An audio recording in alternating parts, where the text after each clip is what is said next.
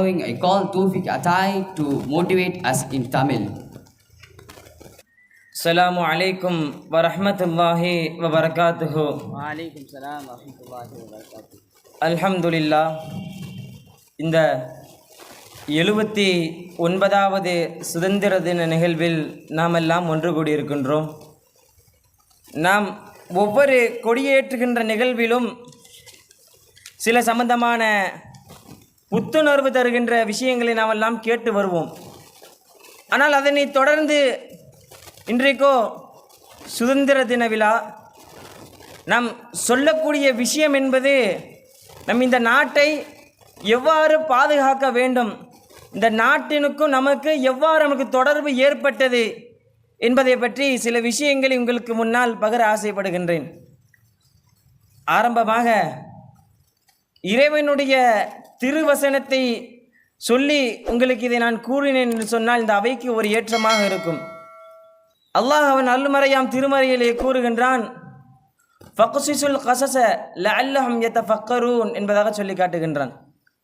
இதனுடைய அர்த்தம் என்னவென்று பார்த்தால், நபியே அவர்களுக்கு இந்த வரலாறுகளை உள்ளபூர்வ புத்துணர்ச்சி தருகின்ற இந்த வரலாறுகளை அடிக்கடி கூறிக்கொண்டே இருங்கள். ஏனென்று சொன்னால் அவர்கள் லஅல்லகும் யதஃபக்கரூன், அவர்கள் நேர்வழி பெறுவதற்கு வழி தவறாமல் இருப்பதற்கு இந்த வரலாறுகளை நீங்கள் சொல்லிக்கொண்டே இருங்கள் என்பதாக குர்ஆன் கூறுகின்றது.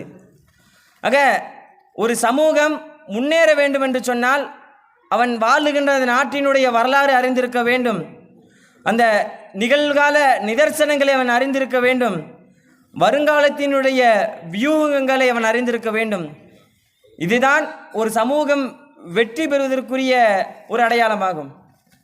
அப்போ நம்முடைய இந்த சுதந்திர தினம் என்பது 1947ஆம் ஆண்டு பெரும் முயற்சியால், கிட்டத்தட்ட நம்மெல்லாம் நினைக்கிறோம் சில ஆண்டு காலம் நமக்காக போராடினார்கள் இந்த சுதந்திரத்தை வாங்கி கொடுக்க என்பதெல்லாம் நாம் நினைத்திருப்போம். ஆனால் சொல்லலாம் கிட்டத்தட்ட 1757 1947 வரை கிட்டத்தட்ட 200 ஆண்டுகள் பிரிட்டிஷினுடைய ஆட்சிக்கு கீழ் நம்முடைய இந்தியா அடிமைப்பட்டு கிடந்தது. அதற்கு பிறகு இந்த நம்முடைய இந்தியாவிற்கு சுதந்திரம் கிடைத்தது. பெருமுயற்சி எல்லா சமூகத்தினருமே கலந்துதான் நம்ம இந்திய நாட்டினுடைய சுதந்திரம் பெற்றிருக்கிறது. எல்லா சமூகம் ஒன்று கூடினார்கள். இந்த தேசிய கொடியினுடைய வரலாறை நாம் எல்லாம் பார்த்திருந்தால் நமக்கெல்லாம் அறியும். இந்த தேசிய கொடி என்ற மேல் இருக்கின்ற காவி நிறம் இந்து சமூகத்தை குறிக்கும், வெள்ளை நிறம் கிறிஸ்துவ சமூகத்தை குறிக்கும், பச்சை நிறம் இஸ்லாமிய சமூகத்தை குறிக்கும். ஆக இதிலிருந்து நமக்கு விளங்குவது ஒன்றுதான், நம் இந்த மூவர்ண கொடியை வைத்து நம்மெல்லாம் விளங்கிக் கொள்வது ஒன்றுதான். இந்த நம் நாட்டிற்கு சுதந்திரம் கிடைத்தது என்பது ஏதோ இஸ்லாமியர்களாக அல்ல, ஏதோ கிறிஸ்துவர்கள் மட்டுமல்ல, ஏதோ இந்துக்களால் மட்டுமல்ல, இந்த 3 சமூகங்களும் இணைந்ததினால்தான் இந்த நாட்டிற்கு ஒரு நம் சுதந்திரம் பெற்றிருக்கிறோம் என்பதாக நம்மெல்லாம் அறிந்து கொள்ள வேண்டும். இன்னும் மற்றொன்றை நாமெல்லாம் விளங்கி வேண்டும். இந்த சுதந்திரம் நமக்கு கிடைக்கவில்லை என்று சொன்னால் இன்றைக்கு இந்த இடத்துல நாமெல்லாம் ஒன்று கூடியிருக்க முடியாது. இந்த கம்பம் பள்ளத்தாக்கில் இந்த மதரசாவுக்கு முன்னால் நாமெல்லாம் ஒன்று கூடியிருக்க முடியாது. இந்த சுதந்திரம் கிடைத்ததற்கு பிறகுதான் ஒரு மனிதன் எப்படி வாழ வேண்டும் என்பதாக பல புத்தகங்கள் எழுதி நம்மளுக்கு கொடுக்கின்றார்கள்.